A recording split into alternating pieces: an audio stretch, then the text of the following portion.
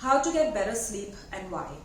Is there any better feeling than waking up refreshed and rested after a really good night's sleep? That sensation might be an indication of how good and high quality sleep is for you.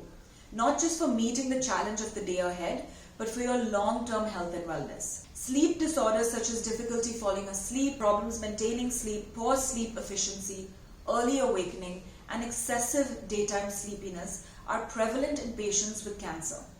Such problems can become chronic in some patients, persisting for many months or years after completion of cancer therapy. So many things are happening while we're asleep.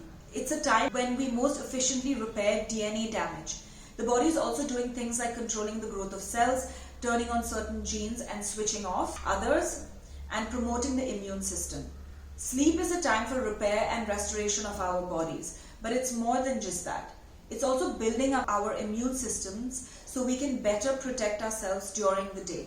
Poor sleep affects hormones that influence cancer cells. Hormones released by the brain such as cortisol and melatonin are affected by the amount of sleep you get. Cortisol is related to stress and typically peaks at dawn after hours of sleep and declines throughout the day. It helps regulate the immune system, including the release of certain natural killer cells that help in the body to battle cancer. Melatonin is involved in the regulation of the body clock and preparing you for sleep.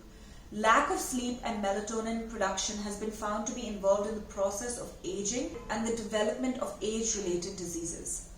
A lack of sleep or even light exposure while you are sleeping can affect the amount of melatonin that is released. When levels of melatonin decrease, the body produces more estrogen, which is a known risk factor for breast cancer. This is of particular concern for female night shift workers that are exposed to bright light in the workplace. Sleep deprivation prevents your immune system from building up its forces. If you don't get enough sleep, your body may not be able to fend off invaders, and it may also take you longer to recover from the illness. Certain foods that might help you sleep are warm milk, almonds, walnuts, chamomile tea, or any other decaffeinated herbal tea. What not to eat before bed.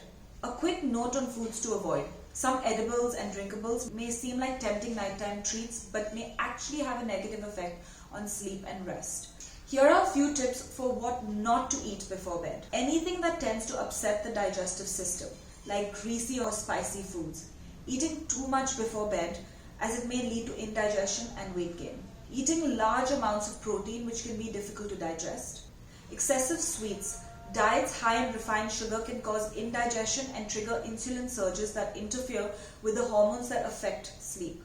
Notes Dr. Oz. Don't drink caffeinated beverages or eat too much chocolate for at least 3 to 8 hours before bed. Don't use alcohol to try to fall asleep, as it may initially make you sleepy, but it negatively affects the quality of your sleep. To lower the risk of developing cancer, make good sleep, nutrition, exercise, and stress management a part of your daily routine.